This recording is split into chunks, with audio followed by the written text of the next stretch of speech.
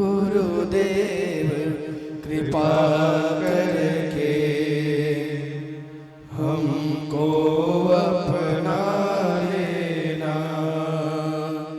मैं शरण पड़ा तेरे, मैं शरण पड़ा तेरे, चरणों में जगा देना। गुरुदेव कृपा करके हमको अपना लेना। करुणानिधि नाम तेरा, करुणा दिखलाओ तुम। करुणानिधि नाम तेरा, करुणा दिखलाओ तुम।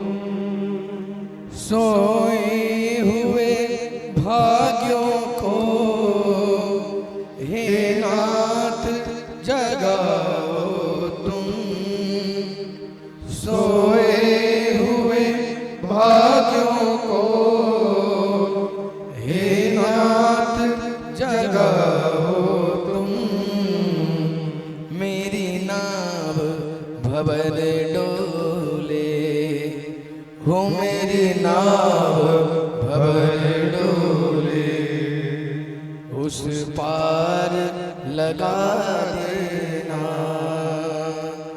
गुरुदेव कृपा करके हमको अपना लेना। हमको अपना लेना। हमको अपना लेना। ओम पुनन्तु मादेव जनाः पुनन्तु मनसा धियः पुनन्तु विश्वभूतानि जातवेदः पुनीहि माम् आचम्य। ओम केशवाय नमः, ओम नारायणाय नमः, ओम माधवाय नमः। हस्तो प्रक्षाल्य ऋषिकेशाय गोविंदाय नमो नमः। स्वस्तु या विनाशाख्या पुण्यकल्याणप्रददा विनायक प्रिया नित्यं तांच स्वस्ति ब्रुवन्तु नः। हस्ते पुष्पाक्षदान्यदाय ओम गणानां त्वा गणपतिं हवामहे कविं कवीनामुपस्रवस्तमम्। ज्येष्ठराजं ब्रह्मणां ब्रह्मणस्पत आनशृण्वन्नोतिभिः प्रणो देवी सरस्वती वाजेभिर्वाजिनीवती। धीनामभिद्रवतु ध्यानार्थे पुष्पाक्षतान् निवेदयामि। सर्वोपचारार्थगन्धाक्षतपुष्पाणि समर्पयामि। वनस्पतिरसोद्भूतो गन्धाढ्यो गन्धमुत्तमा आघ्र्ये सर्वदेवानां धूपोऽयं प्रतिगृह्यता। साज्यं च वर्ति संयुक्तां वह्निनां योजितं मया। दीपं गृहाण देवेश त्रैलोक्यं तिमिरापहं। धूपदीपान्ते हस्तो प्रक्षाल्य नैवेद्यं निवेदयामि। नैवेद्याङ्गाचमनीयं जलं समर्पयामि। प्रणमामि नमस्करोमि। व्यासपूजनम्। नमो ब्रह्मण्यदेवाय गोब्राह्मणहिताय च जगद्गताय कृष्णाय गोविन्दाय नमो नमः।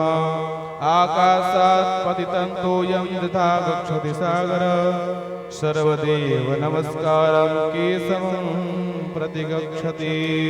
स्वस्ति प्रजाभ्यां परिपालयन्तां न्यायेन मार्गेण महिषा। गोब्राह्मणेभ्यो शुभमस्तु नित्यं। लोकाः समस्ताः सुखिनो भवन्तु। विप्रप्रसादात् धरणीधरोऽहं विप्रप्रसादात् कमलावरोऽहं। विप्रप्रसादात् अर्जितार्जितोऽहं विप्रप्रसादात् मम नामना। कृष्णाय वासुदेवाय हरये परमात्मने प्रणतक्लेशनाशाय गोविन्दाय नमो नमः। चरणकमलेषु प्रणमामि नमस्करोमि। बोलिए भागवत महापुराण की जय, शिव महापुराण की जय, व्यास जी महाराज की जय, काशी विश्वनाथ की जय, सर्वेश्वर महादेव की जय। नमः पार्वती पतये हर हर महादेव। श्री शिव पुराण शिव जी की आरती कीजिए, शिव चरणों में ध्यान अपना दीजिए। श्री शिव पुराण शिव जी की आरती कीजिए, शिव चरणों में ध्यान अपना दीजिए। ये महाग्रंथ है शिव पुराण, सन्मार्ग दिखाने वाला, सब बिगड़ बनाने वाला, सब बिगड़ी बनाने वाला, सब बिगड़ी बनाने वाला। सुनते सुजान करते हैं ध्यान, सुनते सुजान करते हैं ध्यान, शिव अमृत रस पीजिए, शिव चरणों में ध्यान अपना दीजिए। श्री शिव पुराण शिव जी की आरती कीजिए, शिव चरणों में ध्यान अपना दीजिए। जाकी अनूप कल्याण रूप सबके मन को भाए, मन मंदिर में बस जाए, मन मंदिर में बस जाए, मन मंदिर में बस जाए। शिव ध्यान लगा मन को भी जगा, शिव ध्यान लगा मन को भी जगा, तन मन अर्पण कीजिए, शिव चरणों में ध्यान अपना दीजिए। श्री शिव पुराण शिव जी की आरती कीजिए, शिव चरणों में ध्यान अपना दीजिए।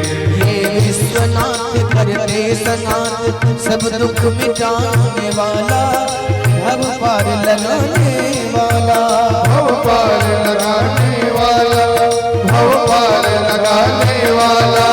जप नमः शिवाय, जप नमः शिवाय, जप नमः शिवाय, जप नमः शिवाय। जीवन सफल सब कीजिए, शिव चरणों में ध्यान अपना दीजिए।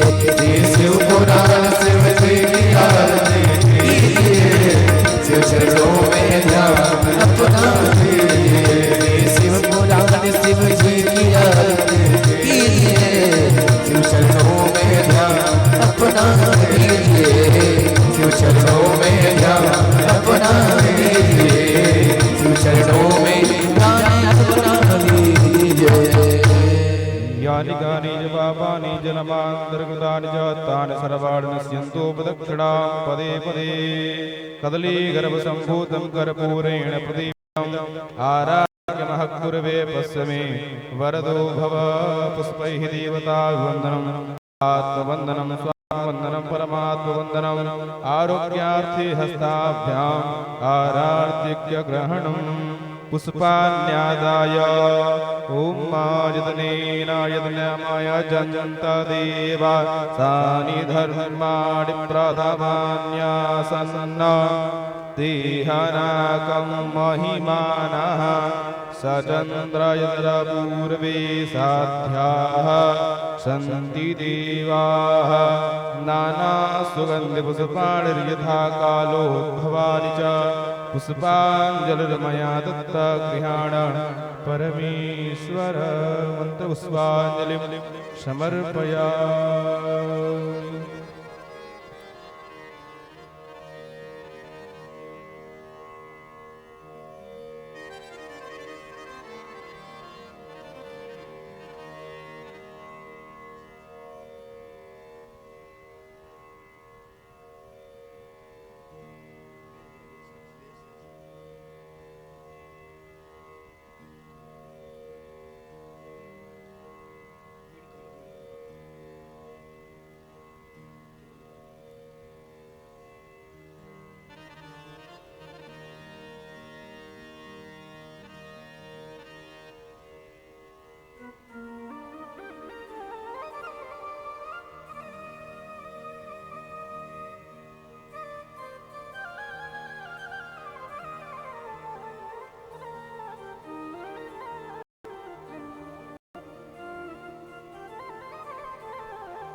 राधे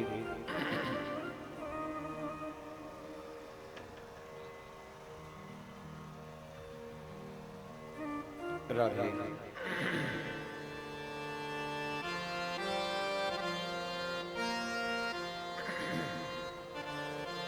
श्री राधे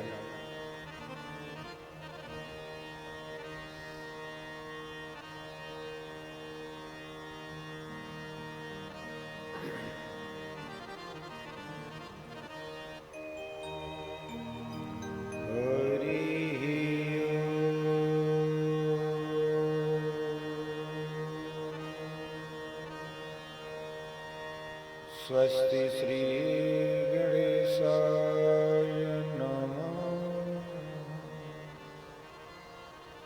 श्री सरस्वत्यै नमः। श्री उमा महेश्वराभ्यां नमः। श्री सीतारामाभ्यां नमः। ॐ हं हनुमते नमः। श्री गुरुचरणकमलेभ्यो नमः।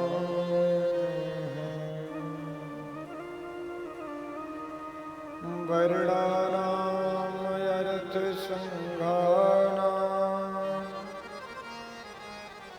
रसानां छन्दसामपि मङ्गलानां च कर्तारो वन्दे वाणिविनायकौ।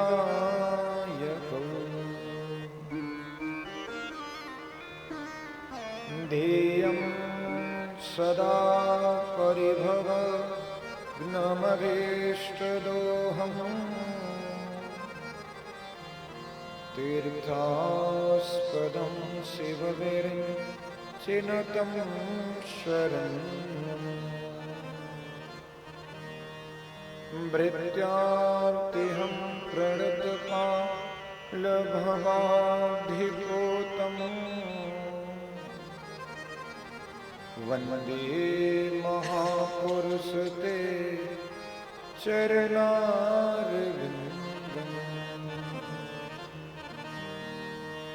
नारायणं नमस्कृत्य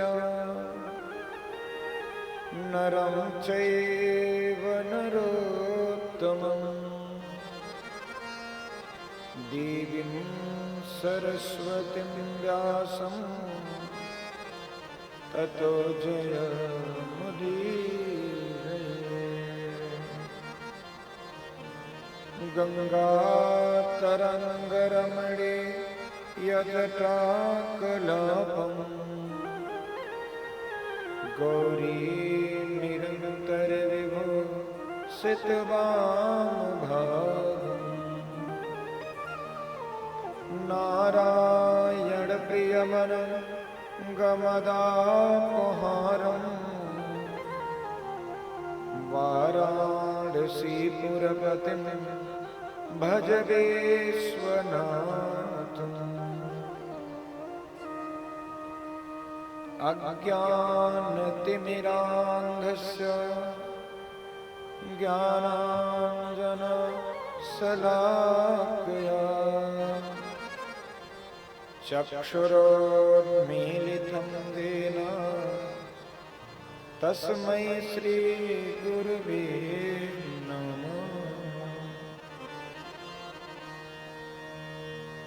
भक्तिभक्त भगवन्त गुरु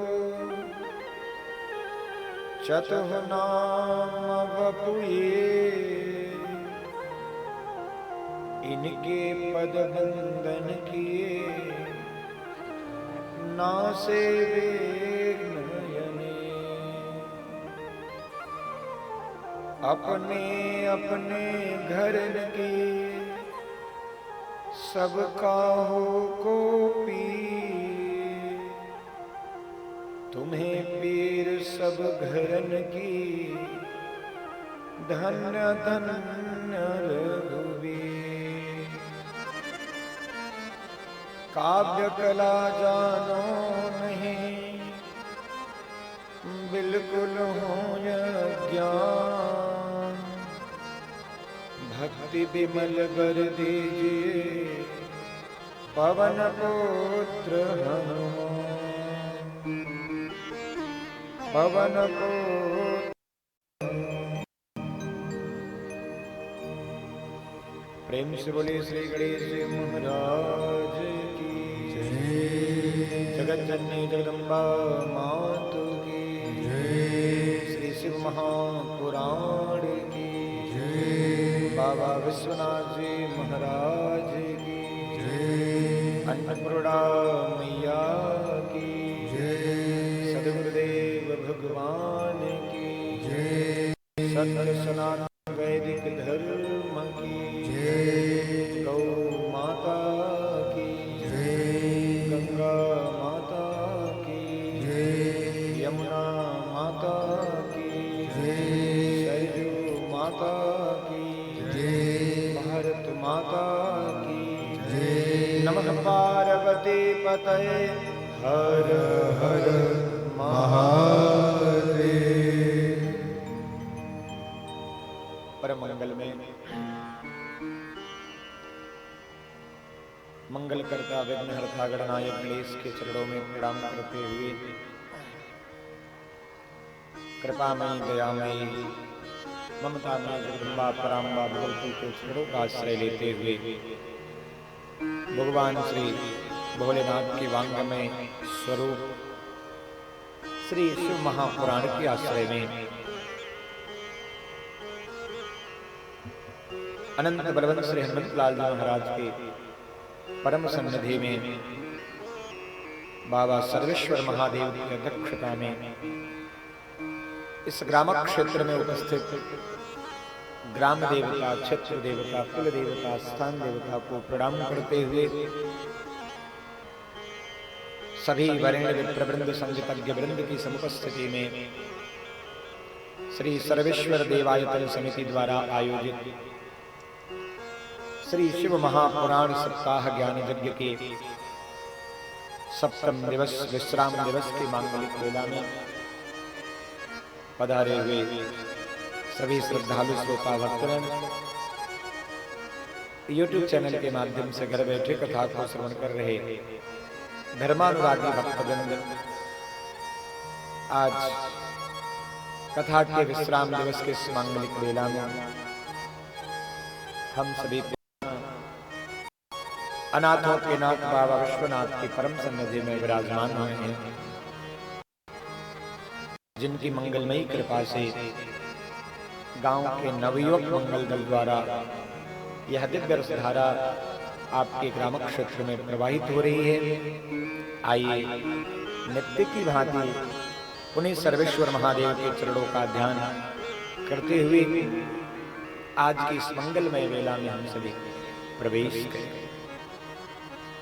नमः शिवाय नमः शिवाय हर हर भोले नमः शिवाय नमः शिवाय नमः शिवाय हर हर भोले नमः शिवाय नमः शिवाय नमः शिवाय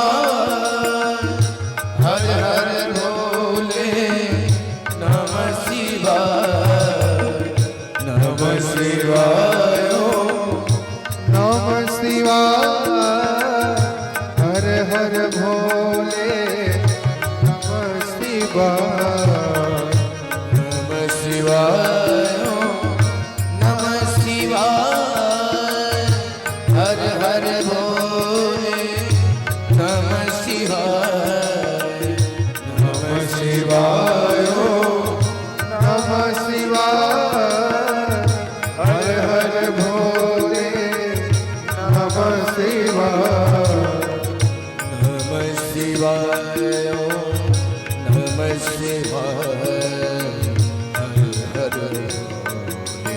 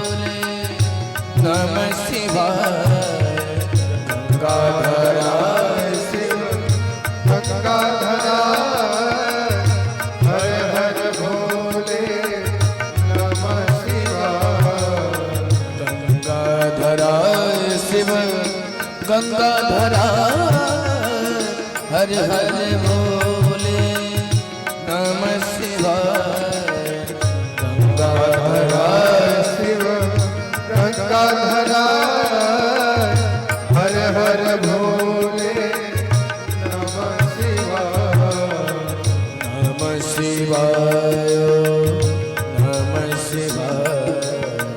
हर हर भोले नमः शिवाय नमः शिवाय नमः शिवाय हर हर भोले नमः शिवाय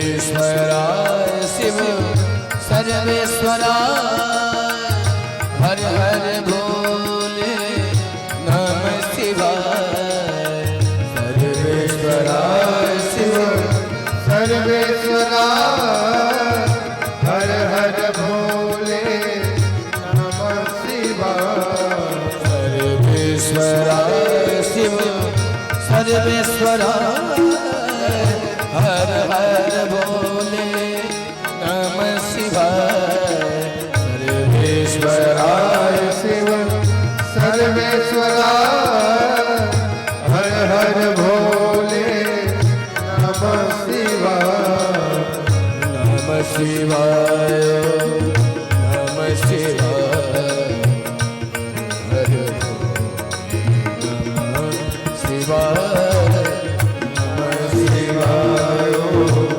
नमः शिवाय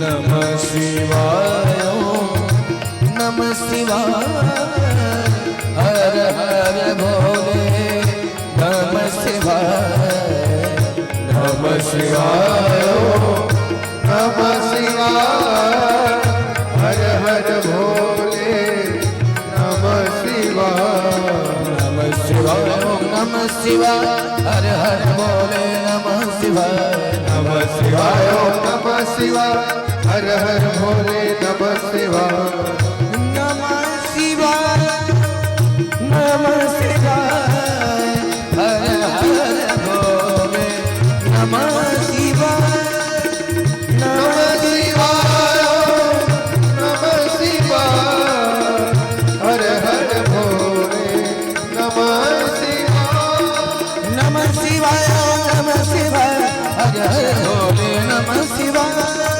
शिवाय नमः शिवाय हर हर भोले नमः शिवाय नमः शिवाय नमः शिवाय हर हर भोले नमः शिवाय नमः शिवाय नमः शिवाय हर हर भोले नमः शिवाय नमः शिवाय नमः शिवाय हर हर भोले नमः शिवाय नमः शिवाय नमः शिवाय हर हर भोले नमः शिवाय हर हर भोले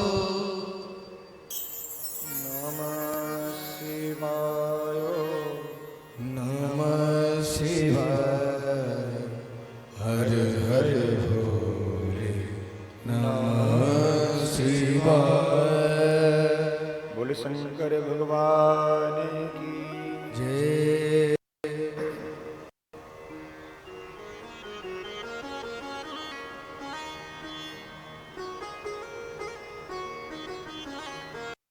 राधे।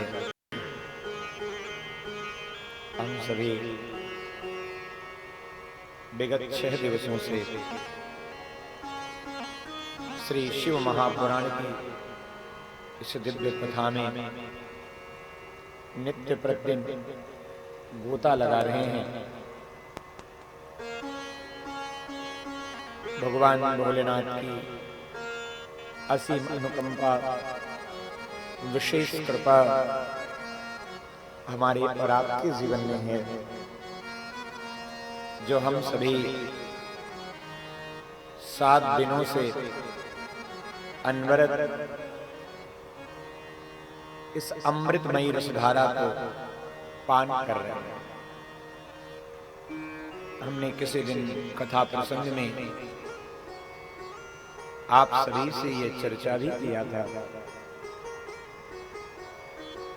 प्रयागराज गंगा यमुना सरस्वती की त्रिवेणी है और भगवान की कथा भी संगम रूपी त्रिवेणी ही है, जहां हम और आप भक्ति के उस दिव्य मंदाकिनी में ज्ञान वैराग्य के साथ निरंतर डुबकी लगाने का अभ्यास करें। वहां मां भगवती गंगा भक्ति स्वरूपा है, यमुना वैराग्य स्वरूपा है और सरस्वती ज्ञान रूपा है। तो जहां गंगा यमुना सरस्वती का मेल होता है, जो त्रिवेणी बनती है, उसी प्रकार से भक्ति और ज्ञान वैराग्य के साथ जिस कथा के संगम पर प्रभु का दर्शन हो जाए, वो कथा भी त्रिवेणी ही कहलाती है। आप सभी ऐसे दिव्य त्रिवेणी के संगम में विराजमान हैं और आप सभी के जीवन में बहुत भावन भगवान भोलेनाथ की विशेष कृपा है। श्री शिव महापुराण श्री व्यास जी द्वारा रचित 4थे नंबर का पुराण है और इस श्री शिव महापुराण में भक्ति के अद्भुत सूत्र दिए गए हैं। जीवन जीने का आचरण और जीवन में धर्म की वृद्धि कैसे की जाए, इसका सुंदर वर्णन किया गया है। शास्त्र पुराण इनके अध्ययन से मनुष्य जीवन में मोक्ष का मार्ग खुलता है, क्योंकि जीवन का चौथा पुरुषार्थ मोक्ष है और शास्त्र और पुराण ये उसी का अनुगमन कराते हैं। जितनी कथाएं श्री भागवत महापुराण में, श्री शिव महापुराण में या अन्य पुराणों में आपको मिलेगा, उन पुराणों में एक विशेष बात आपको देखने को मिलेगी। उन पुराणों के माध्यम से हमारे जीवन में भक्ति कैसे बढ़े, इसी बात की चर्चा की गई है। क्योंकि हमें पेट भरने की शिक्षा तो समाज में कहीं ना कहीं मिल ही जाएगी। आजकल जो शिक्षा की पद्धति है वर्तमान परिवेश में, उस पद्धति के अनुसार तो उदर भरने की शिक्षा सबको प्राप्त हो जाती है, पर किसी से पूछा जाए आपने मृत्यु के बाद की तैयारी की है कि नहीं, क्योंकि इस जन्म की तैयारी और समाज की व्यवस्था तो आपको भगवान ने दे दिया है, पर इस जन्म के बाद, इस शरीर को त्यागने के बाद आपकी क्या तैयारी है? क्योंकि हम सभी के जीवन में जो कुछ है वो अपने इस शरीर के लिए है, इस लोक के लिए है, परलोक के लिए हमारे पास कुछ भी नहीं है। परलोक की हमारी कोई तैयारी नहीं है।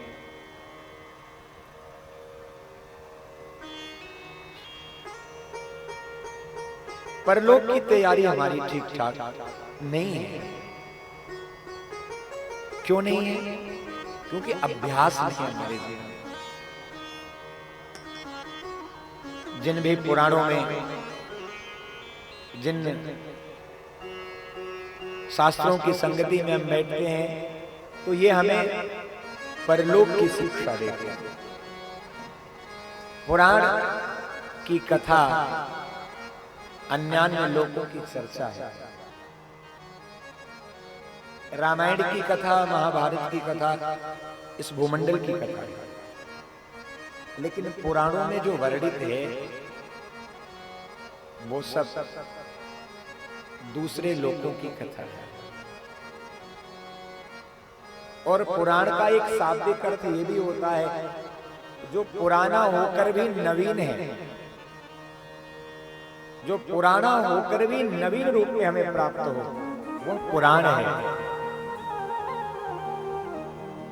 अर्थात जिसको सुनने से, जिसको पढ़ने से हमें अपने जीवन में नए तथ्य, नए विचार प्राप्त हों, वह पुराण है।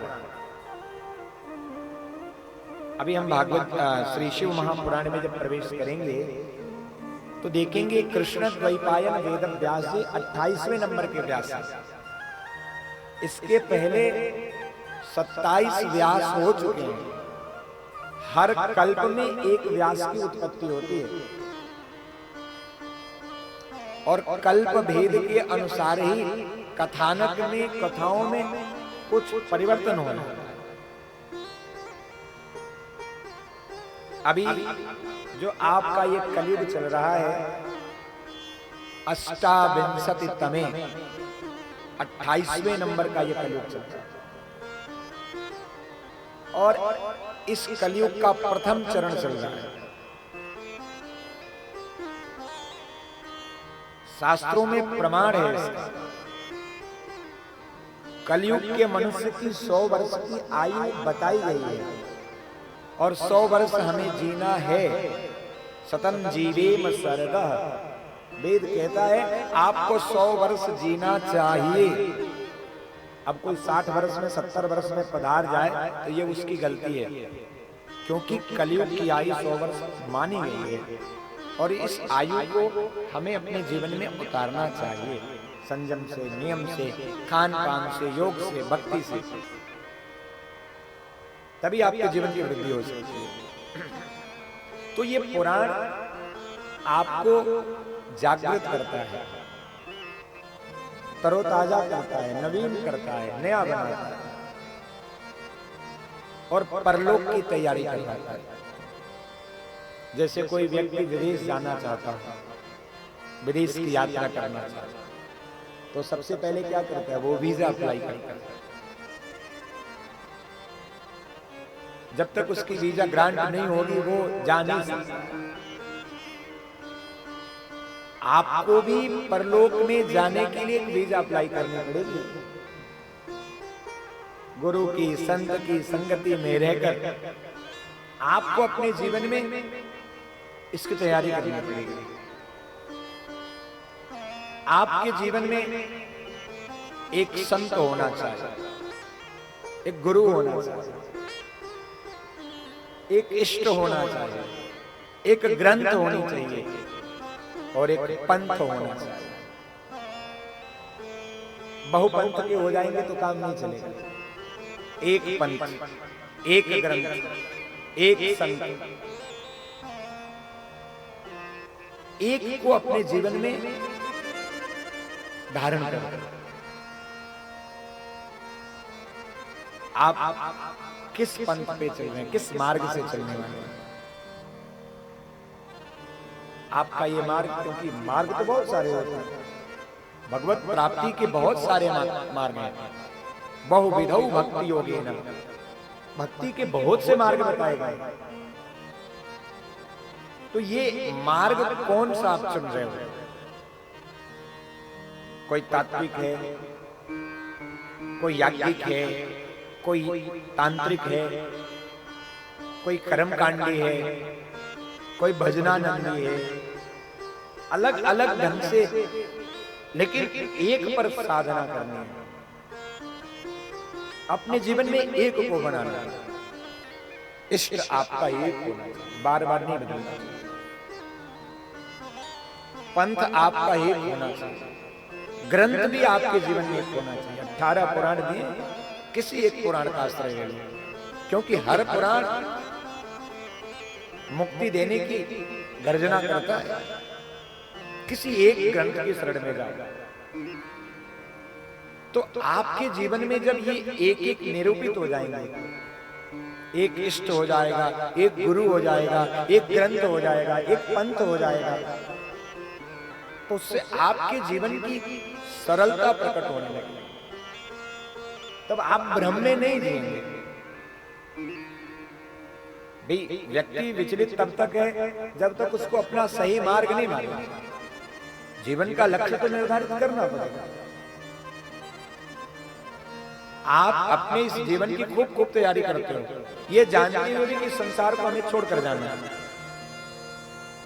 खूब टाइल्स मार्बल लगा के, चकाचक ग्रेनाइट के पत्थर लगा लगा के घर के इंटीरियर को सजा लेते हैं। विदेशी क्रिस्टल लटका लटका के घर का वो सुंदर जो अतिथि गृह है उसको सजा लेते हैं, सुंदर डिजाइनिंग पर्दे लगा लेते हैं। पर इतना करने के बाद भी क्या उस घर में स्थायी रह पाएंगे, इसकी चिंता तो होगी। कोई जीवन भर उस घर को संवारता रह जाता है और अंत में उसी घर को छोड़कर चला जाता है। कोई उस घर को नहीं तो इस शरीर को साधने में लगा, दुनिया भर के कॉस्मेटिक लगा लगा, च्यवनप्राश खा के, स्वर्ण भस्मी खा के जवान होने की चेष्टा चल रही। वो ये जानता है इस शरीर का नाम मरण धर्म है, तो ये जब शरीर ही मरण धर्म है तो इसको सजाने का क्या फायदा? इस संसार में कुछ भी स्थायी नहीं है, तो जो अस्थाई नहीं है उसकी खूब तैयारी। हम ये जानते हैं कि आज के बाद ये कथा विश्राम हो जाएगा, इसीलिए तो ये पंडाल बनाया गया था, कल उखाड़ लिया जाएगा। अब हम ये जानते हैं कि कथा 7 दिन चलने वाली है, कल यहाँ कौन आएगा? ऐसे ही हमारी जीवन में तो एक यात्रा है, एक जगह जाकर रुक जाएगी, तो उस यात्रा का जो विश्राम है उसके बाद क्या? आज की इस कथा के बाद कल क्या? इस जीवन के पूर्ण होने के बाद कल क्या? यही चिंतन करना है। और अगर ये चिंतन है और इसकी तैयारी है तो फिर तो आपका जीवन मंगलमय है। इस संसार में, परिवर्तनशील संसार में कुछ भी स्थायी नहीं है, इसलिए कल की तैयारी कर लो और शिव महापुराण या किसी ग्रंथ के शरण में आकर अपने उत्तरार्ध की तैयारी कर लो। इस शरीर के जाने के बाद की तैयारी कर लो। जगत में कोई न परमाने, जगत में कोई न परमाने, जगत में कोई न परमाने, जगत में कोई न परमाने। तेल चमेली या फिर साबुन, तेल चमेली या फिर साबुन, तेल चमेली या फिर साबुन, तेल चमेली या फिर साबुन, चाहे लगा लो से जगत में कोई न परमाने, जगत में कोई न परमाने, जगत में कोई न परमाने।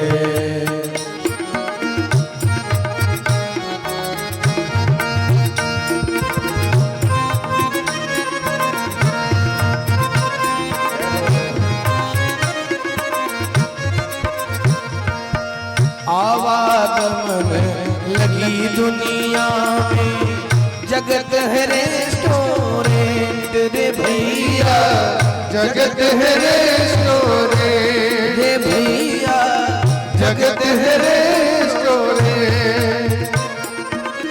अंत समय में उड़ जाएंगे, अंत समय में उड़ जाएंगे, अंत समय में उड़ जाएंगे। तेरे तंबू टेंट जगत में कोई न परमाने, जगत में कोई न परमाने, जगत में कोई न परमाने।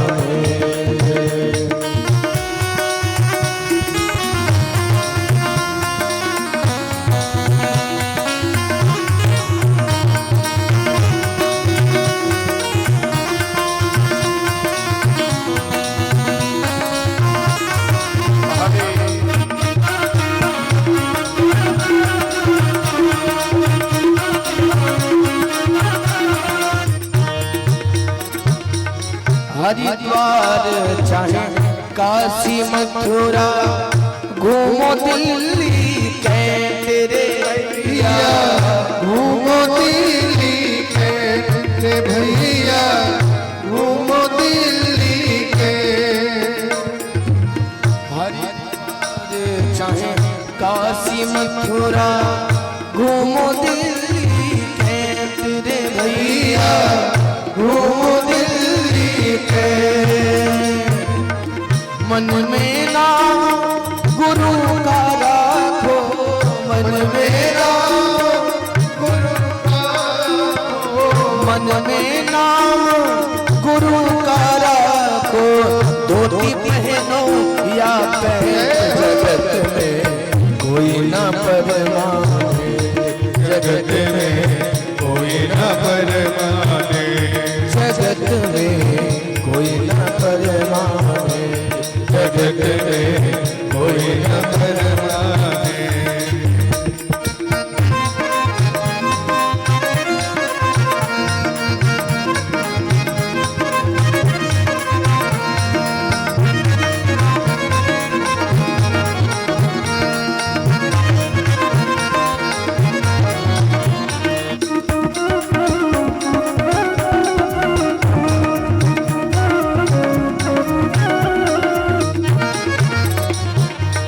राष्ट्रपति हो कर्नल जनरल या हो लेफ्टिनेंट रे भैया, या हो लेफ्टिनेंट रे भैया, या हो लेफ्टिनेंट। राष्ट्रपति हो कर्नल जनरल या हो लेफ्टिनेंट रे भैया, या हो लेफ्टिनेंट रे भैया, या हो लेफ्टिनेंट। काल सभी को खा जाएगा, काल सभी को खा जाएगा, काल सभी को खा जाएगा। लेडीज हो या जेंट्स, जगत में कोई न परमाने, जगत में कोई न परमाने। साधु संत की संगत कर लो, ये है सच्ची गवर्नमेंट रे भैया, ये है सच्ची गवर्नमेंट रे भैया, ये है सच्ची गवर्नमेंट। लाल सिंह कहे इस दफ्तर से, लाल सिंह कहे दफ्तर से, मत होना अब से जगत में कोई न परमाने, जगत में कोई न परमाने। तेल चमेली या फिर साबुन, तेल चमेली या फिर साबुन, तेल चमेली या फिर साबुन, चाहे लगाओ से जगत में कोई न परमाने, जगत में कोई न परमाने, जगत में कोई न परमाने, जगत में कोई न परमाने। बोले शंकर भगवान की। जय। आइए समिति वालों के संचालन में चलते हैं।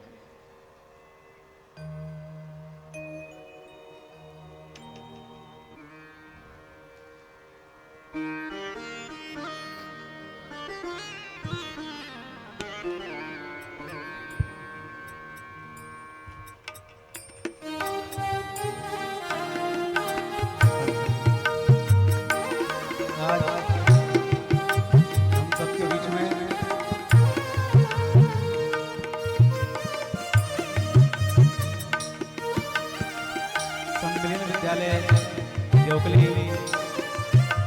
के सहायक अध्यापक श्री तेजी चौबे जी और श्री अनूप कुमार सिंह जी,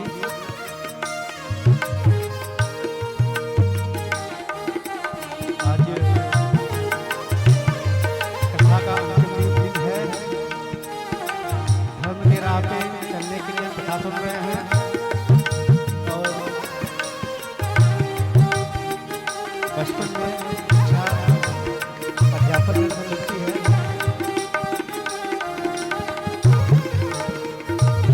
यह हमारा सम्मान सम्मिलन विद्यालय देवकली के सहायक अध्यापक श्री प्रवीण चौबे जी व सहायक अध्यापक अनूप कुमार सिंह जी द्वारा किया गया।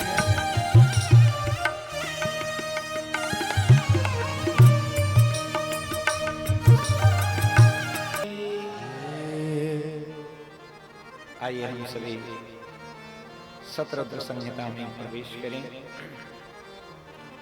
वंदे महानंदमनंतलीलम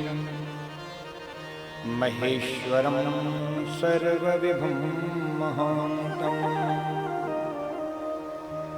गौरी प्रियं कार्तिक विघ्नराजसमोद्भवम् शंकुरामामि देव।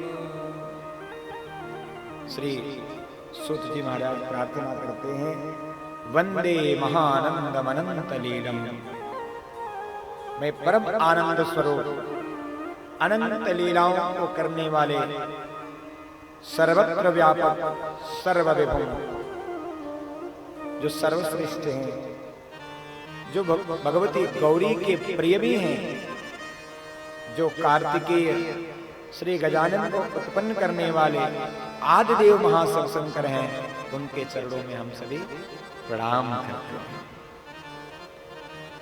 श्री सौनक आदि ऋषियों ने सूत जी से प्रश्न किया है, अवताराक्षिवस्याहं वच्मि ते मुनीश्वरो।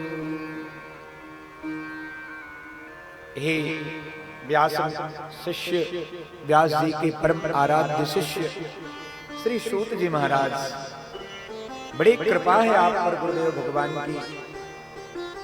हम सभी जानना चाहते हैं शिव जी के अवतार कौन कौन से हुए हैं और किन किन अवतारों का गुणगान शास्त्रों में किया गया है।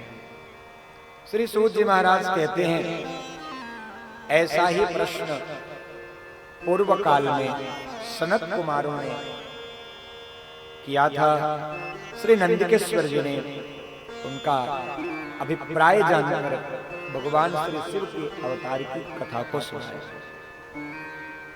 नंदीश्वर उवाच असंख्याता हि कल्पेषु विभो सर्वेश्वरस्व वै अवतारास्तथापीह वचत्यहं तान्यथा।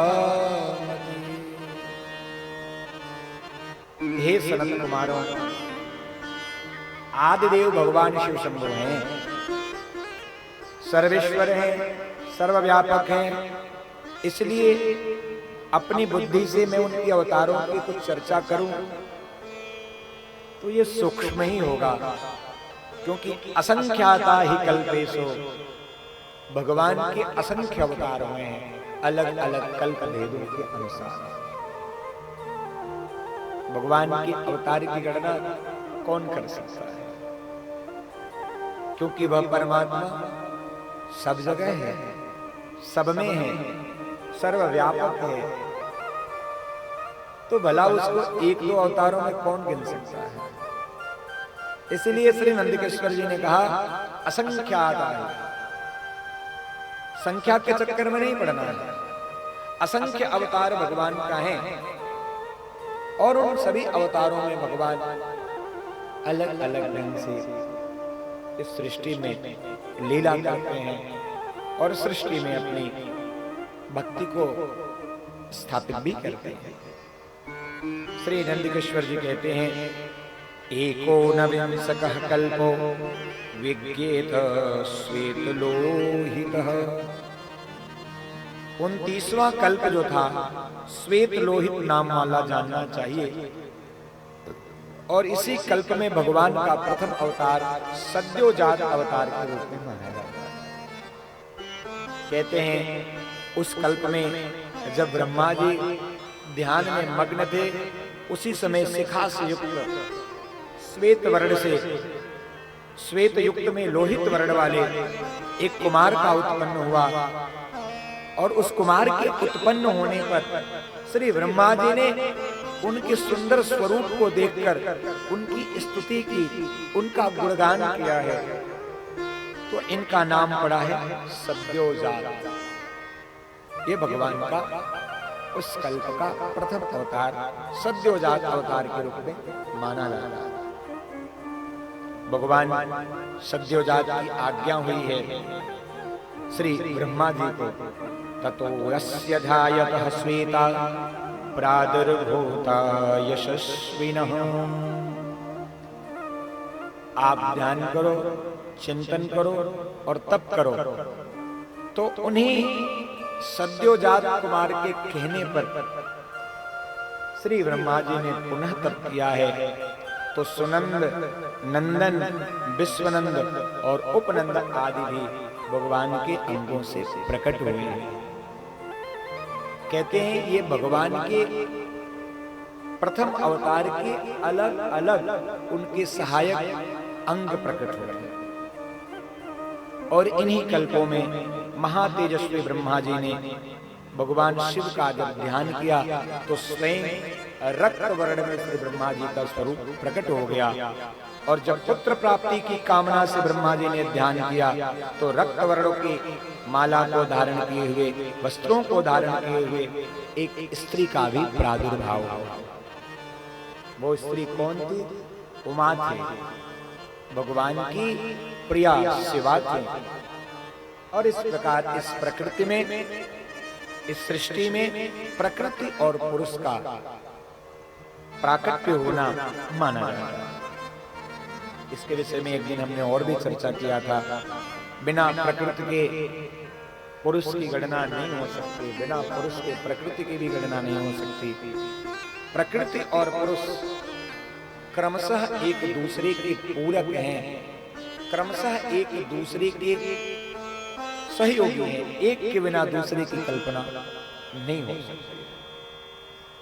तदुपरांत उनका आपस में विवाह होना, इस सृष्टि का आरंभ होना और इसी क्रम में त्रम दृष्ट्वा धानं संयुक्तं ज्ञात्वा तत्पुरुषं शिवं प्रणनाम ततोऽध्या गायत्रीं सांकरी विधि। जब ब्रह्मा जी ने पुनः उनका ध्यान किया और उनको प्रणाम किया तो सबसे पहले शिव गायत्री के रूप में वह ब्रह्म मंत्र प्रकट हुआ। तत्पुरुषाय विद्महे महादेवाय धीमहि।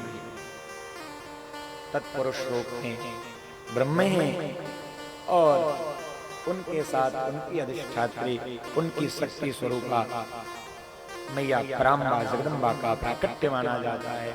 और इस प्रकार ब्रह्मा जी के अलग अलग स्वरूपों से अलग अलग रूपों में श्री शिव जी ने इस सृष्टि के सहायतार्थ पार्षदों को उत्पन्न किया है।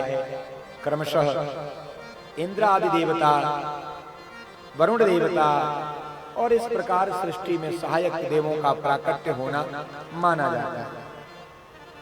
कहते हैं उन्हीं ब्रह्मा जी के ध्यान पर, उनकी तपस्या पर प्रसन्न होकर गायत्री, सरस्वती और सावित्री इन तीन देवियों का प्राकट्य भी माना जाता है। और क्रमशः इनके इस तप के प्रभाव से ही इस सृष्टि में धीरे धीरे मनुओं का जन्म हुआ और उनके द्वारा फिर हम सभी मानवों का उत्पन्न होना माना जाता है। श्री सनत कुमारों ने प्रश्न किया है, भगवान सद्योजात की उत्पत्ति को तो हमने श्रवण किया, पर भगवान के किन किन स्वरूपों का पूजन होता है, तो 8 प्रकार की मूर्तियों का वर्णन श्री नंदीश्वर जी महाराज करते हैं। शृणुतात महेश्वर महेश्यावतार परमानंद प्रभो सर्व कार्य करालोके सर्वस्य सुखदां मुनि। हर काल में लोगों के द्वारा इन्हीं 8 प्रकार के भगवान के मूर्तियों का विग्रहों का पूजन होता है। यही भगवान की अष्ट मूर्तियां मानी जाती हैं, जो एक सूत्र में इस संपूर्ण ब्रह्मांड का संचालन करते हैं। कौन कौन से हैं महाराज? सर्वो भवस्तथा रुद्र उग्रो भीमः पशुपति ईशानस्य महादेवो मूर्तिश्चाष्टविश्रुताः। सर्व भव रुद्र उग्र भीम पशुपति ईशान और महादेव, ये भगवान की अष्ट मूर्तियां मानी जाती हैं। और इन्हीं अष्ट मूर्तियों के विग्रह के रूप में भगवान की अर्चना पूजन वंदन किया जाता है। महाराज ये अष्टमूर्तियां, इनके अधिष्ठात्री कौन कौन है? बोले भगवान शिव ही इन सभी अष्टमूर्तियों के अधिष्ठात्री हैं।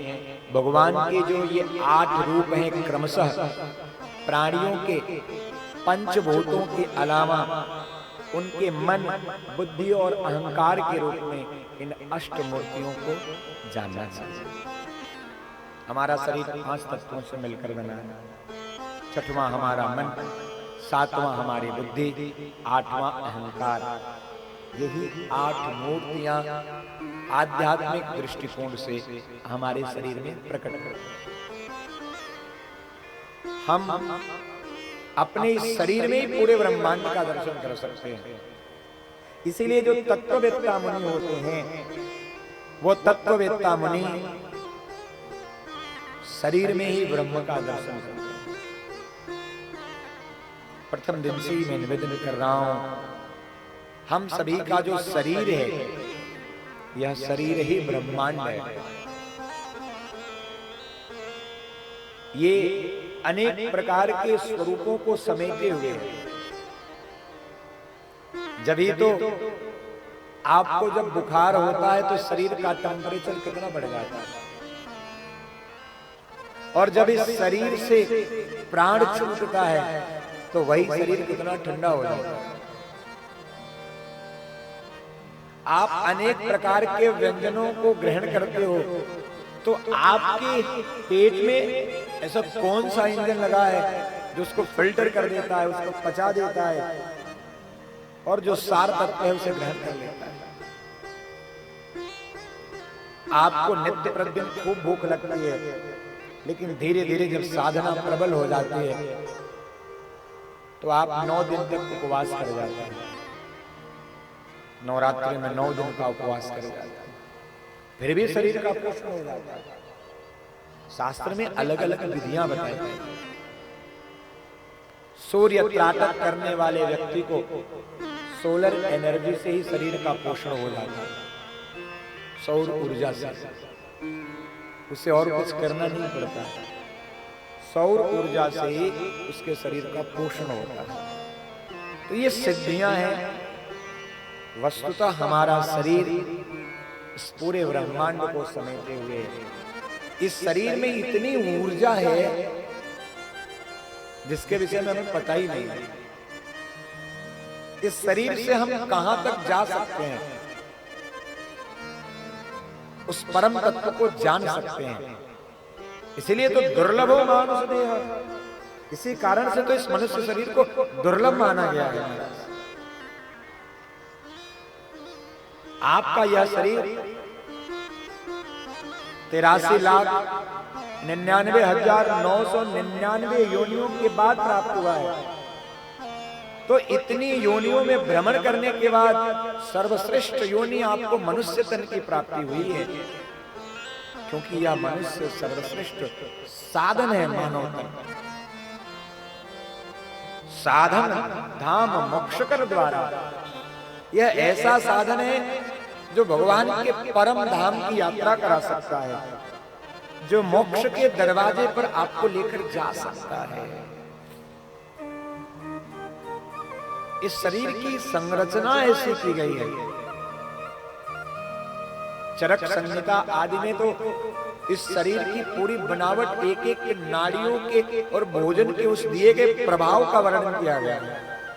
आयुर्वेद में इस पूरे शरीर को ही साधने की विधि बताई गई है। इसलिए आपका यह शरीर आपके उस उत्तम स्वरूप का बोध कराने का साधन है। अन्य योनियों में आप आत्म तत्व को नहीं जान सकते, चिंतन नहीं कर सकते। अन्य योनियों में इस शरीर का उतना उपयोग नहीं है जितना मानव तन का है। और यह मानव तन श्रेष्ठ इसलिए भी है क्योंकि इस मानव तन से ही व्यक्ति के उद्धार की व्यवस्था बताई है। भागवत में दो प्रकार की मुक्ति बताई गई है, एक सद्यो मुक्ति, एक क्रम मुक्ति है। क्रम मुक्ति है क्रमशः हम अपने धर्म का पालन करेंगे, गुरु की शरणागति लेंगे, धीरे धीरे हमारे पाप क्षय होंगे, पुण्य की वृद्धि होगी, गुरु की कृपा होगी, भक्ति बढ़ती जाएगी। तो पहले तिर्यक योनियों में जाएंगे, फिर धीरे धीरे उससे ऊपर की योनियों में आएंगे, फिर मनुष्य योनि में आएंगे, धीरे धीरे श्रेष्ठ मानव तन प्राप्त होगा, भक्ति बढ़ेगी, तब जाके कहीं मुक्ति प्राप्त हो सकती है। ये क्रम मुक्ति है, अभ्यास से शनै प्राप्त होती है। और एक है सद्यो मुक्ति। सद्यो मुक्ति क्या करती है? आप किसी भी योनि में हैं, किसी भी समय आपके हृदय में भगवत निष्ठा जागृत हो गई, आपके मन भाव जागृत हो गया, प्रभु के चरणों से आपका अनुराग उत्पन्न हो गया और आप उसी क्षण सर्वस्व प्रभु को दिए और प्रभु के चरणों का ध्यान करने लगे, तो भगवान उस योनि में ही आपका उद्धार करके तत्क्षण अपने धाम बुला लेते हैं। जैसे आपने गज और ग्राह की कथा सुनी है। गजराज और ग्राह दोनों मनुष्य नहीं थे, लेकिन गजराज ने भगवान श्री हरि नारायण की खूब स्तुति गाई है। सब कुछ भूल गया, शरीर भूल गया, परिवार भूल गया, दुनिया को भूल गया, संसार को भूल गया, तो उसकी भक्ति प्रबल हो गई। और भक्ति प्रबल होने का फल क्या मिला? उसे मनुष्य शरीर धारण करने का जो क्रम था उस क्रम में नहीं जाना पड़ा, वो हाथी के शरीर से ही तत्क्षण भगवान के दिव्य स्वरूप को प्राप्त कर गया। इसको कहते हैं सद्यो मुक्ति। जो जीवन की किसी यात्रा से भगवान आपको अपने पास बुला लेते हैं, तो सद्यो मुक्ति भाग्य वालों को मिलता है, सबको नहीं मिलता है। वो उस पिछले जन्म के कुछ प्रभाव, कुछ पुण्य, कुछ स्वरूप रहते हैं तब मिलता है, ऐसे नहीं मिलता है। लेकिन क्रम मुक्ति में तो मनुष्य शरीर धारण करना पड़ता है। 8 प्रकार के तत्वों का वर्णन किया और ये भगवान की अष्टमूर्तियों का स्वरूप है। शिव जी की अष्टमूर्तियों का स्वरूप बताया और इन अष्टमूर्तियों के स्वरूप का चिंतन करते हुए पातंजल ने अष्टांग योग का वर्णन किया। एक दूसरे के पूरक है। आगे चलकर नंदिकेश्वर ने कहा, प्रभु भगवान का अर्धनारीश्वर जो स्वरूप है, अर्धनारी नराख्याम हि शिवरूपम उत्तमम। भगवान का जो अर्धनारीश्वर स्वरूप है उसका क्या प्रयोजन है? जरा उस अवतार की कथा को समझाइए। तो सनत कुमारों के कहने पर श्री नंदीश्वर महाराज कहते हैं, नभो वाणी तदा भोद्रै सृष्टिं मिथुन जाम कुरु तत्श्रुत्वा मैथुनिं सृष्टि ब्रह्मा करतो मन्यत। व्योमवाणी आकाशवाणी होती है, वो ब्रह्मा जी से कहती है, हे परमपिता ब्रह्मा, मानसिक सृष्टि से आपकी सृष्टि का विकास नहीं होगा, इसलिए मैथुनी सृष्टि को प्रारंभ कीजिए। अब शिव तो पुरुष के रूप में प्रकट हैं और बिना सेवा के मैथुनी सृष्टि की व्यवस्था कैसे बनेगी? तो ब्रह्मा जी ने भगवान का ध्यान किया है, चिंतन किया है। प्रभावेण विना संपूर्ण जायर्निमां प्रजाः एवं संचिन्त्य ब्रह्मा तपः कर्तुं प्रचक्रमे। बिना प्रकृति के पुरुष का प्रभाव नहीं हो सकता है। सो ब्रह्मा जी ने क्या किया? तपः कर्तुं प्रचक्रमे, पुनः तप प्रारंभ किया, तपस्या आरंभ किया। और ब्रह्मा जी ने जब तप आरंभ किया तो भगवान सदाशिव भगवान ब्रह्मा जी के तप पर प्रसन्न होकर प्रकट हुए और ब्रह्मा जी से सम्मुख ही अपने वाम भाग से एक सुंदर स्त्री को प्रकट किया। ब्रह्मा जी ने निवेदन किया था, पृथक शकार वपुषो भागा देवीं शिवाम शिवः। हे प्रभु, बिना शक्ति की उपासना नहीं हो सकती है और इस सृष्टि का वृद्धि का क्रम हम नहीं कर सकते। तो भगवान शिव के शरीर के वाम पार्श्व से एक सुंदर स्त्री प्रकट हुई, शिवः शिवाम। भगवान शिव की जो शक्ति है शिवा, मैया पार्वती। ब्रह्मा जी ने देवी को देखा, प्रणाम किया है, हे माते शक्तिम देहि नमोस्तुते। हे शक्ति, आप ऐसे कृपा करो जिससे सृष्टि का मैं विस्तार कर सकूं। ब्रह्मा जी की प्रार्थना पर आदि शक्ति जगदम्बा ने माहेश्वर की तरफ देखते हुए एक चितवन को बिखेरा है। तो भगवान ने श्री ब्रह्मा जी को एक ही शरीर से दो रूपों का दर्शन कराया। दाहिने भाग से पुरुष रूप में शिव जी और वाम भाग से स्त्री स्वरूपा मैया पार्वती, और एक ही शरीर के दो रूपों का दर्शन करके ब्रह्मा जी को समझ में आ गया, यह शरीर उसी शक्ति और पुरुष से मिलकर, प्रकृति और पुरुष से मिलकर बना है। इसी बात को विज्ञान ने भी सिद्ध किया है।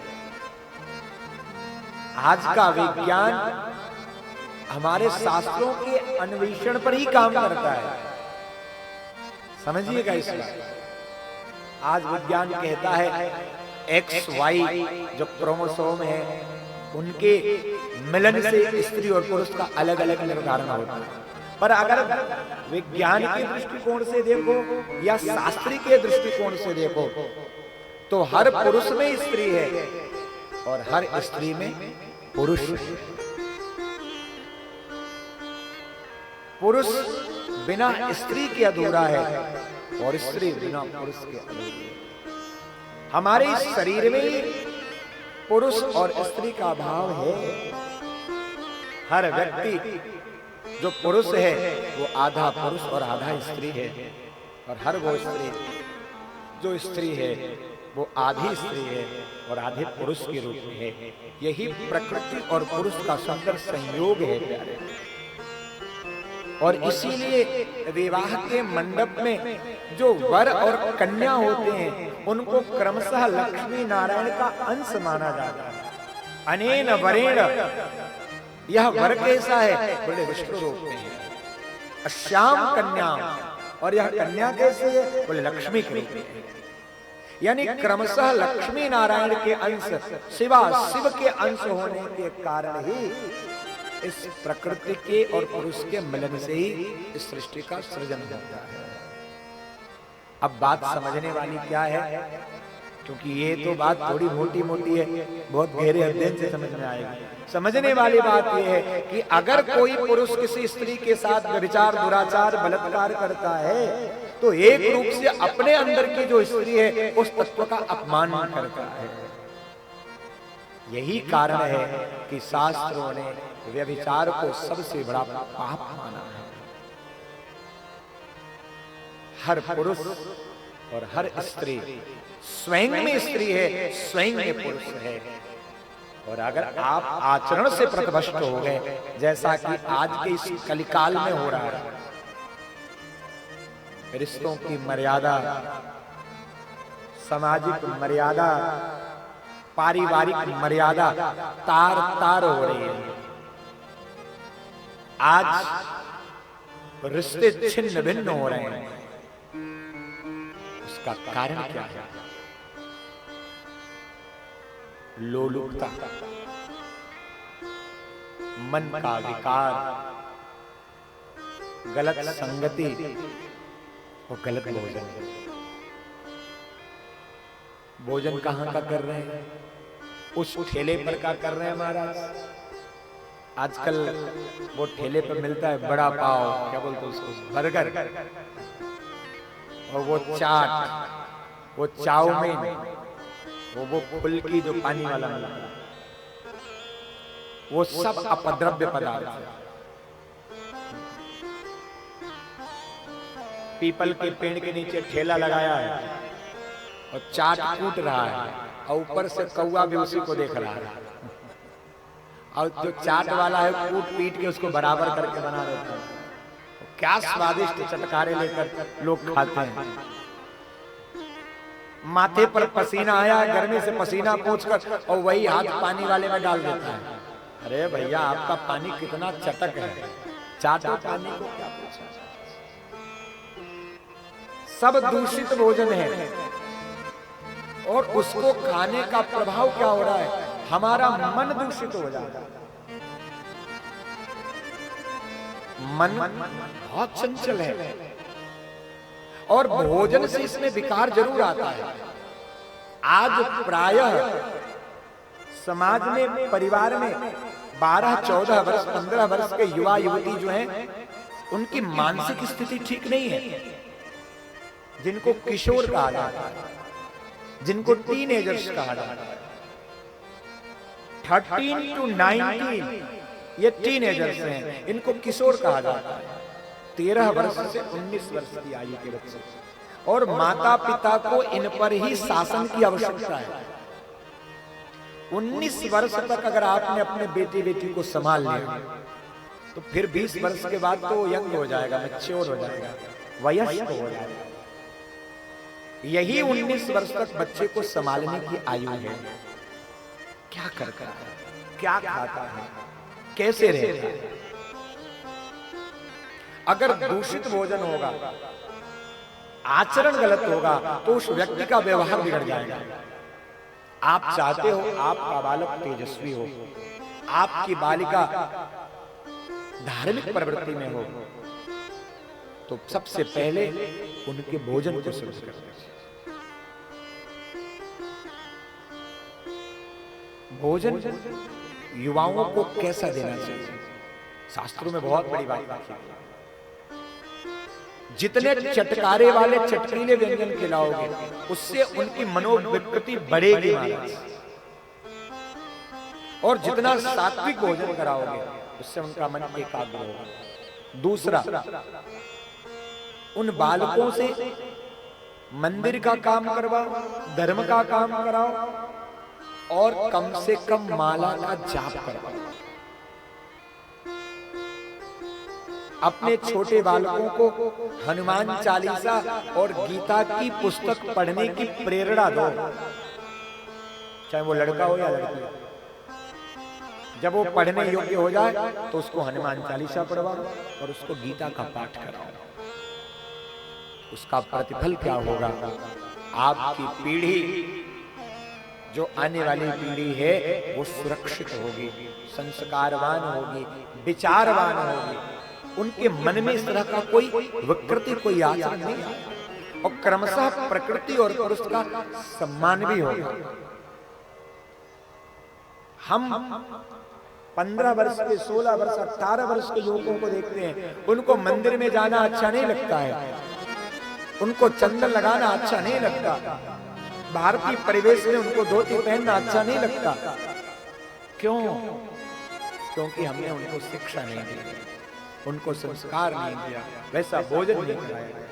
इसीलिए ब्रह्मचर्य आश्रम की पद्धति अलग बनाई गई। गुरुकुल में रहना, गुरु की संगति में रहना और वहां शुद्ध सात्विक भोजन को करना, जिससे उस किशोर के मन में कोई विकार न उत्पन्न हो। और तभी तो 10 वर्ष से लेकर 25 वर्ष की आयु तक, जहां संस्कार 8 वर्ष में हो जाते हैं, तो 8 वर्ष से लेकर 25 वर्ष तक लगभग 15-17 वर्ष की आयु वह बालक गुरुकुल में बिताता था। तो गुरुकुल में रहने का फायदा क्या मिलता था?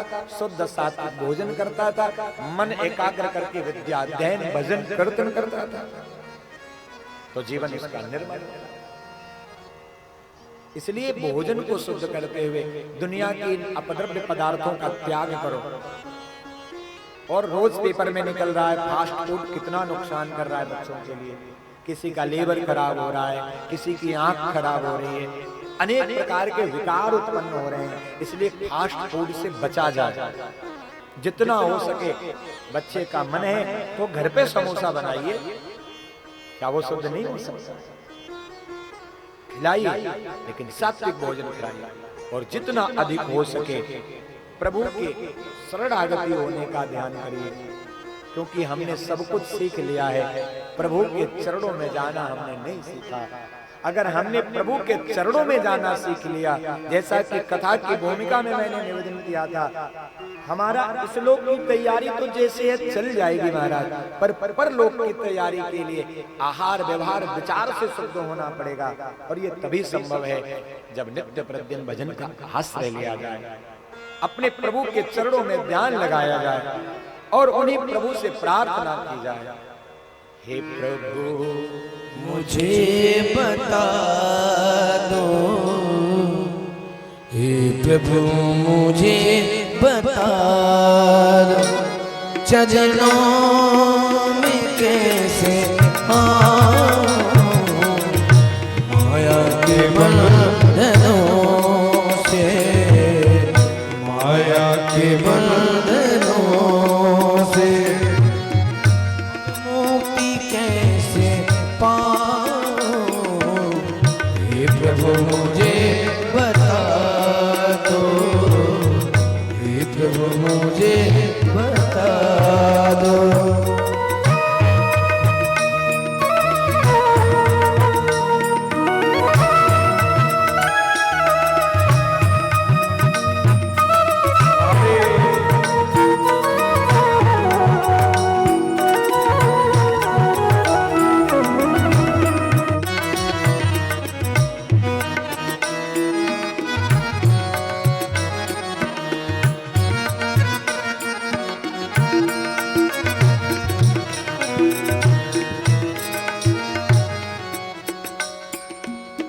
ना जानो कोई पूजन, अज्ञान हूँ मैं भगवन, ना जानो कोई पूजन, अज्ञान हूँ मैं भगवन।